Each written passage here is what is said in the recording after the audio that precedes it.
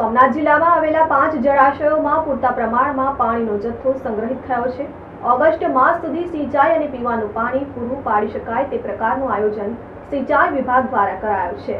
ગીર સોમનાથ જિલ્લામાં આવેલા મુખ્ય 5 જળાશયો રાવલ, મનસુંદરી, સિંગોડા, હિરણ 1 અને હિરણ 2 માં ઓગસ્ટ 2024 સુધી સિંચાઈ અને પીવાના પાણી માટે ઉપયોગમાં લઈ શકાય તેટલો અને પૂરતા પ્રમાણમાં પાણીનો જથ્થો સંગ્રહિત થયો છે।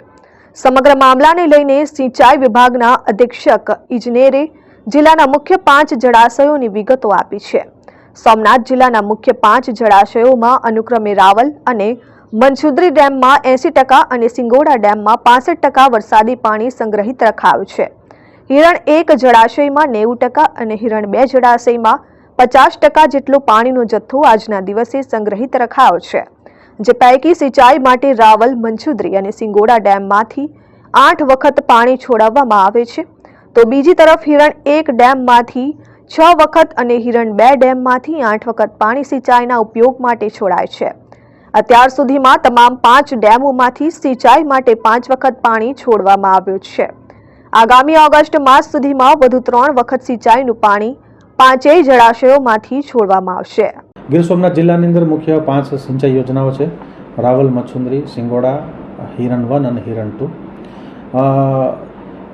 રાવલ, મનસુંદરીની અંદર 80% પાણીનો જથ્થો સંગ્રહ થયેલો છે। સિંગોડાની અંદર 56%, હિરણ 2ની અંદર 53% અને 90% હિરણ 1ની અંદર।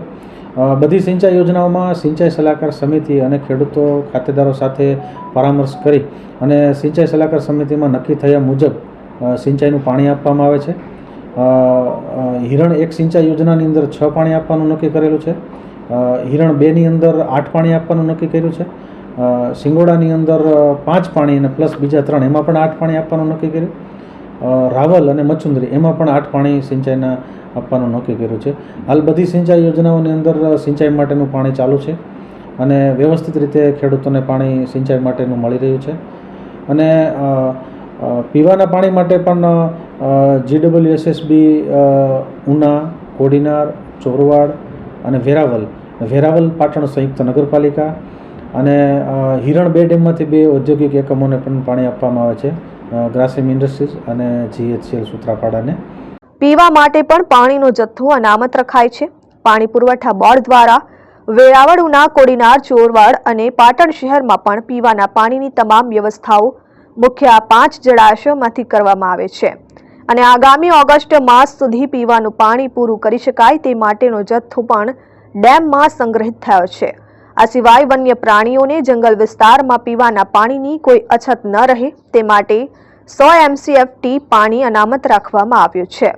ગત વર્ષની સરખામણીએ આ વર્ષે વરસાદ ઓછો પડ્યો છે, તેમ છતાં તમામ 5 જળાશયોમાં જરૂરિયાત મુજબનો પાણીનો જથ્થો આજે પણ સંગ્રહિત જોવા મળે છે। Dikshita Parmar, RN news, Gir Somnath.